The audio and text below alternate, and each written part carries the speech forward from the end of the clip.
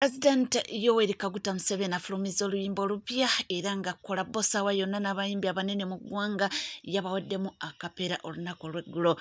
ajja kubanga nga kuwa mu bujjuvu bannayuganda siba nsanyufu ne mukulu byebekulo nsonga ki nja kubanga nga kutuusaako ate ye Jose Chameleone lwaki yaganye okubanga akwatagana ne Alien Skin gwetuula butuuzi kalira nja kubanga nga kutuusaako byonna mu bujjuvu Prince Bawasindalira Ssanyu avuddeyo n'agambako ku Prime Minister lwaki amugambyeko biki byamugambye nja kubanga byonna mbikutuusaako mu bujjuvu ate bo abanakibiina kya NUP ensonga ya protest vote byonna nze nkugambye tuula butuuzi kalira nywera ate abannayuganda munnange babadde surprised nnyo okubanga basanze mbu tata wa Eddy Kenzo nga munamagye nga bulijjo atugamba kanakambata wano wokka ku Legit TV 256 gwetuula butuuzi kalira nywera awo nno mbatuuse okubanga nga kutuusaako mu bujjuvu President Yoweri Kaguta Museveni ati munnange era ye president w'eggwanga Uganda ate tunaakola ki era tunaagamba kini ng'ebitiibwa byo bibye era bimuweebwa bya president nti His Excellency Yoweri Kaguta Museveni wakukola kolabo n'abayimbi abanene wanene mu ggwanga Uganda era nga bw'atyo nnaku lw'eggulo yabawaddeyo akapera ak'oluyimba olwo kaka olwakabale olwesherente enyenyi kalala koza kweshera olwanza olwekyegwijule otaritera omuko olwanza olwekyegwijule. Ladies and gentlemen, the album was 13 songs. We have a bonus track. There it goes. His Excellency. Now the other one is like a poem. Natemakat kalala nikahigara igara wa ntanduko yampa warukoko yampa ihuri narahabana abana bampengera ngiye najya omukazi ngiye najya omukama yampa kasa nagishoza omukazi yanzarira omwana namweta mugarura ani abalira President Yoweri Kaguta Museveni mukimanyi nti buli we tuba tugenda mu kalulu naddala ebisanja bino eby'omuddiringwano abeera n'oluyimba olupya luli yajja n'oluyimba mpenkoni twali tukyali awo ate luli n'akomawo n'oluyimba you want another rap ye sebo kati this time around lulo lwazze nalwo era mujjukirako luli baali bagenda n'omukolera lonchi oyo omukulu Balamu Barugahara essaawa ya kakati minister this time around simanyi oba ne lonchi bagenda gikola ate oba nayingira studio ne bakolakola beeyo ndowooza ne lonchi bajja gikola waneno mu ggwanga Uganda bantu banga akalulu kazibu naye nga awo we tuli byonna nga bigenda mu maaso abannayuganda si basanyufu n'omuyimbi byebekula nsonga ki abavuddeyo abawagizi be si buli omu abawagizi be ne bamugamba nti taata bebekulu rasita waffe tukwagala nnyo naye waliwo ebintu ebimu bye tutalina kubanga tukizzaganya naawe nti ebbanga lyonna tukuwagidde era ebbanga lyonna tuli mabegawo naye nti ensangi zino waliwo ate abayimbi abayitiriza okubanga bakugulako omukwano ate nga bakozi b'ebikolobero oba nga bamenyi b'amateeka bo bagamba nti waliwo abayimbi nga bayitiriza okubanga bakola ebintu ebimenya amateeka ate nga bamugulako omukwano kubanga bamanyi nti ali connected mbajja bayuwirawo omubiri babe nga babuka ebikolobero bino kye bamugambye nti nedda kijja kwonoonera ligaseyo gy'ozimbye kubanga ffe nga bafanzi bo tukukkiririzaamu era n'ebintu by'okola nti tubadde tusaba abantu ng'abo bejjeeko ndowooza mumanyi oba mutegeera wa gye balaga ku nsonga eyo naye nga byonna bigenda mu maaso twategeddeko nti omukulu bebekulu mbu yabadde agezezzaako okubanga atuuza omukulu Jose Chameleone jjukira bano bamukwano abantu bano bamukwano nnyo Jose Chameleone ne bebe kati mbu mukulu Bebe yagezezzaako okuba ng'atuuza mukulu munne Jose Chameleone mbu ng'amugamba mbadde nsaba omwana ono ali ensikiini mbadde nsaba omweso kale mukwatagane ffenna tuli bana NRM nga tugenda mu kalulu mukwatagane tusobole okuba nga tufuna akasente kano tukalye bulungi naye mbu Chameleone yagambye nti kikafuuwe anti omanyi famire y'amayanja mbu Chameleone yagambye kikafuuwe omwana oyo nze sijja kukwatagana naye nti mukulu munnange Bebe Chameleone Jose Bebe omanyi nkwagala nnyo naye ekyo sijja kikola mbu yamubuuliriddewo n'amugamba nti kikafuuwe sijja era sijja kukwatagana naye kati awo munnange wetuli naye nga byonna bigenda mu maaso era tulabye omukulu state minister for gender labour and social development for children and youth affairs omukulu Balamu Balugaara naye avuddeyo ng'awanda muliro naye njagala kuwonika abayimbi abalina ebikoosi ebiganga ebita abantu kibajja kubasiba tobeera omuyimbi akubira nga bakutte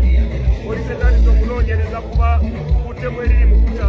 abayimbi be bayitamu okutta abantu gwe banakwala tokubira simu njagala babasibe sagala awebbeyo lwaki ota abantu ate nga be bakulaba lwaki ota abantu mubirabye era mubiwulira nze ndiwo okubanga nga batuusaako ate munange tubadde tukyali nga bulijjo Abannayuganda bamanyi nti Eddy Kenzo kaana kambaata nga bulijjo yatugambanga nti nze ndi kaana kambaata netekulira era nakulira ku street twabadde tuli awo nga Pulezidenti Yoweri Kaguta Museveni akatutema nti ono gumulaba ono mwana wa mujaasi era ne taata we n'amugjayo n'amwogera amannya wepo Abannayuganda ne bagamba ne Uganda eno bulijjo tuli ku kiwani oba Eddy Kenzo yali takimanyiko nti oyo yali taata we oba naye yakabitegeera nti oyo omuzeeyi Pulezidenti Yoweri Kaguta Museveni gwe yayogeddeko yali taata we nze nange sibimanyi naye bibino naye kyalese abantu n'ebibuuzo bingi nga ansa ntini. And I'm very happy with the honesty of Kenzo, because the money we gave him, he used it. Kenzo is the son of a soldier. He's the son of Chef Ali. Did you tell them your father, or you are hiding it?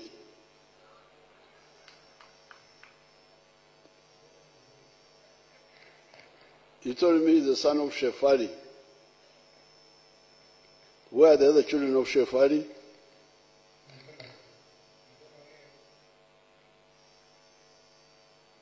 And he even resembles. Don't you see they even look a bit alike? They resemble. So I'm very happy. I congratulate all of you. Katikino chemuliko eyondozo kuno kubaloza.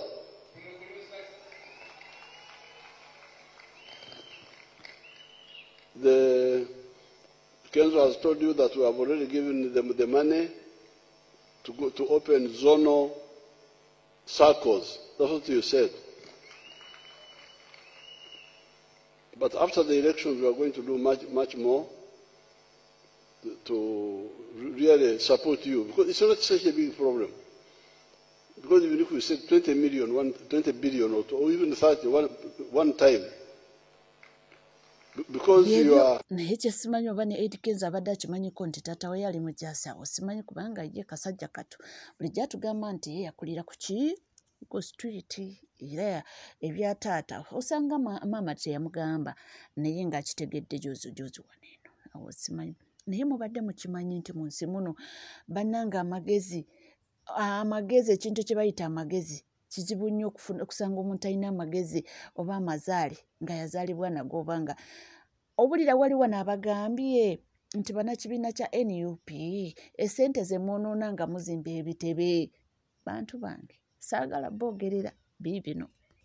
NUP fatubuuza esente ze muzimbamu ebitebe buli kaseera mwasooka zimba kyeyiganga kati muzimbye ekiri eno mu West lwaki sente ezo temuzigulamu amalagala ne mugatwala mu malwaliro oba ne muzimbiramu abanaku abaana b'abasibe bali mu makomera ne mubazimbiramu amayumba oba ne mubazimbiramu amasomero mugambe kimu mwagala kwekusa mwekka buli kaseera kugula obi woofiisi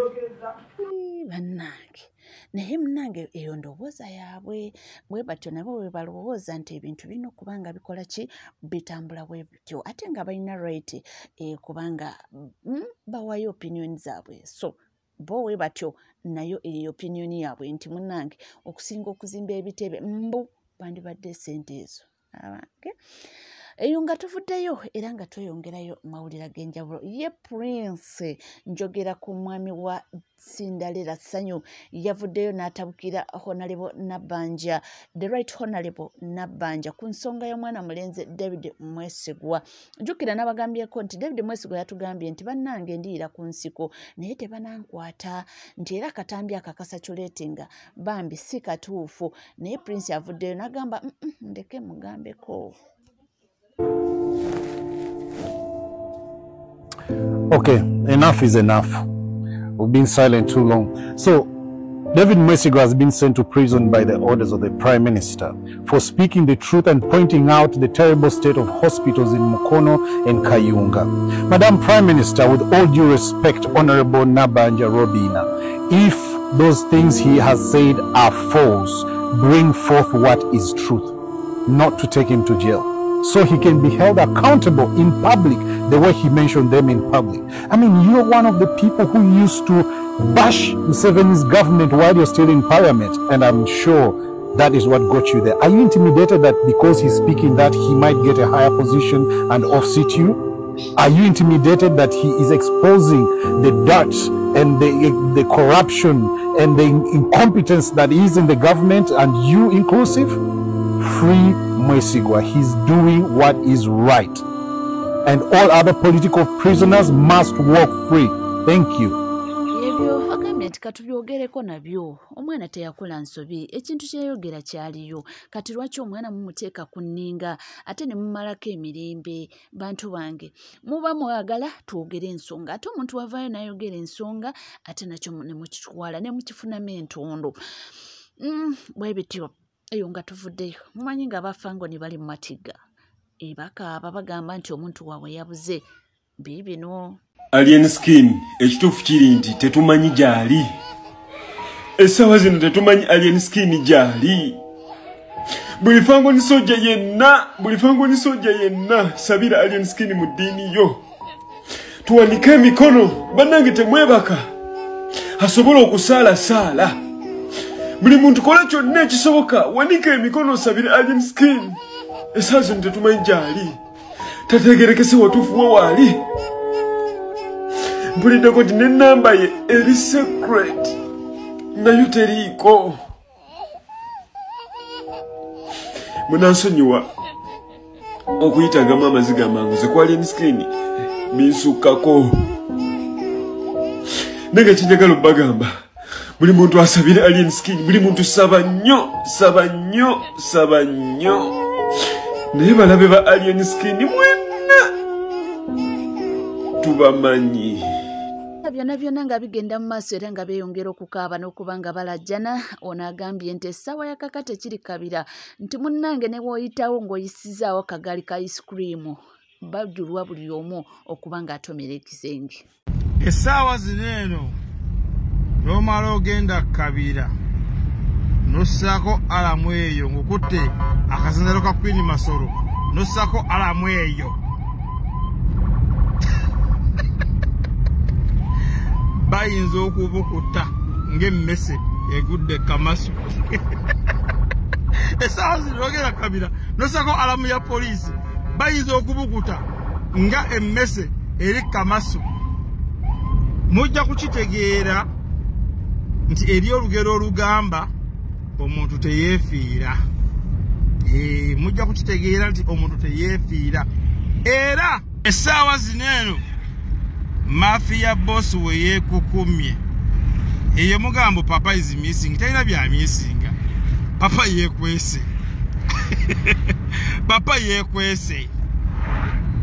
Luga Media vayo tubulire papa aliridde papa yekwese simu yazijjeko buli kimu yakijjeko empisa zembi singa taline bannebe eri ku federation singa taline bedi kenzeri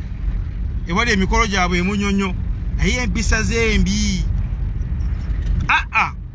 lwaki mwekweka mugende ku police mukole statement bibaboogerako munyonyole oba temutyayo mugende ku police mukole statement naye mutyayo era ndaba banene abanja Samira omusajja yakola ki ne Eddie olemezaamu nnyo mmwe temuli bazadde temuma kino kye bayita kuzaala mwana n'akula n'atuka kweja emyaka gy'oyo omwana gye yafiiriddeko mutemuli bazadde kati gwe Kadaama ali mu kiyumba anja Samira kuba akafaananyi nga omwana wo eyakutwala eyo ku kyeyo gy'oli mu kubonaabonera nga bakkubidde akasimu ne bagamba nti abayaye ku kyalo bamukubye olwokuba abayaye abo babagira NRM omwana n'afa era tewaliwo bwenkanya mugenda kufuna kubanga bali babagira NRM lugbamu akafaananyi ako mpozi nga tuli muzadde olingano bayisima mijagulo bakagumba kakejjaabo si bazadde tibamu eki kye bayita kukuza mwana kutuuka mu egyo emyaka omwana wo n'afa ebyekidaawa nti bamukubye omwana atadde mubbi omwana abadde akwata ekizindalo kye n'agenda n'azinanga ne bamuwangayo 10 n'okeera ku makya nti omwana wo bamusse ng'ekyo 10 kyabadde agenda ngaza kuba omwana ebintu byadde akola bibeera nga byakwera biso genda nga n'ozinira abantu ne bakuwayo 1,500 n'omwana gasijja kubba kangende enkole ne mukeera ku makya ne mukuba omwana w'omukazi ne mumutta twagala justice byebyo nti ebintu byatabuse munnange kati duka yali ku mimwa gy'abantu era nti newokolako n'ogamba piipi bwe biba biralamu tubadde tukyali awo obujulizi bweyongedde okuvaayo omwami agamba nti emulago bagamba omwana yatuusibwayo ennaku z'omwezi nga 20 twogera ku yogi top dancer ennaku z'omwezi 2 alien skin bagamba nti nno yakuba omwana ate yali simanya wa agonaga amawulire ga bulimba amawulire g'emulago gagamba nti omulwadde yatuusibwa emulago ng'ennaku z'omwezi 20 ayagala obujulizi obusingako awo agende emulago ab'emulago we bagamba yatuuka gegana gwe bagamba mbuno bagamba nti nga 2 bakuba omuki bakuba omwana bali bagamba 2 omulwadde lwe yakola ki lwe yagenda emulago ati oyagala kutegeera nze ekyenjogera omulwadde tebamukubanga 2 omulwadde yatwalibwa emulago ng'ennaku z'omwezi 2 okitegedde bulungi omulwadde yatwalibwa emulago ng'ennaku z'omwezi 2 tebamukubanga 2 ekireetera omulwadde otwalibwa emulago ng'ennaku z'omwezi 2 omwana oyo waakubwa n'addayo ku kyalo omukyalo omunene omuddugavu ndi mu kunoonyereza linnya lye agamba nti we yakomawo balowooza nti bamukubye bino bya kiyaaye bintu byabwe byabavubuka ne bamuleka mu nju kakati omwana wamala okwenyoola ennyo nga takyasobola kutambula yayavuula n'ava mu nju n'ajja ebweru ng'ayavula waati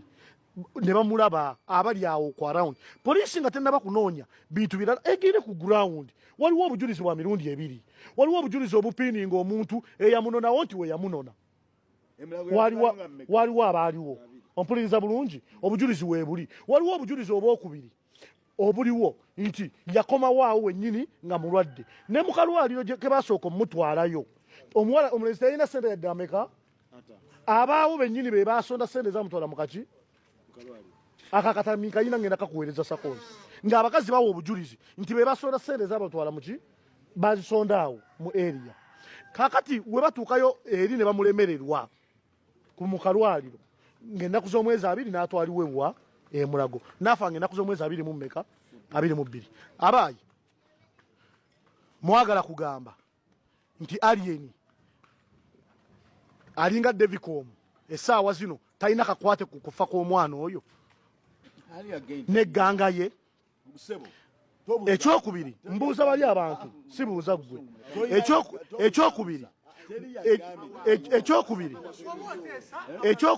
ekyokubiri abawuliriza n'abatulaba mwagala kugamba nti mu bantu bonna abali mu ggwanga omwana ono mu butategeerawe nga tannafa ng'ali mu bulumi obwengi omwana oyo yafiira mu bulamu bw'ekitalo top dancer yaziikibwa kataata akava mu kyalo kajje keeyiye kanoonya 10. Nawuliddeko nti omwana ono abadde yayingira studio era nti abadde yalikodinga oluyimba naye lubadde terunafuluma. Kataata nga kalina essuubi oba oliyaawo nti nako kajja kukola ki okwefasa abayimbi oba okukolanga challenge mu nnyimba zaabwe oba oliyaawo yali amanyi nti chansi ejja mukwata mangu abeereko oba video vixen oba oliyaawo bamukwateko akoleko kolabo nabo. Tomanyi omwana muto nga wabeera n'ebirooto bye afiiridde ku myaka emito emyaka 20 naye nga byebyo bikyagenda mu maaso. Tusuubira nti oba oliyaawo omwana oyo ajja kubanga afuna obwenkanya.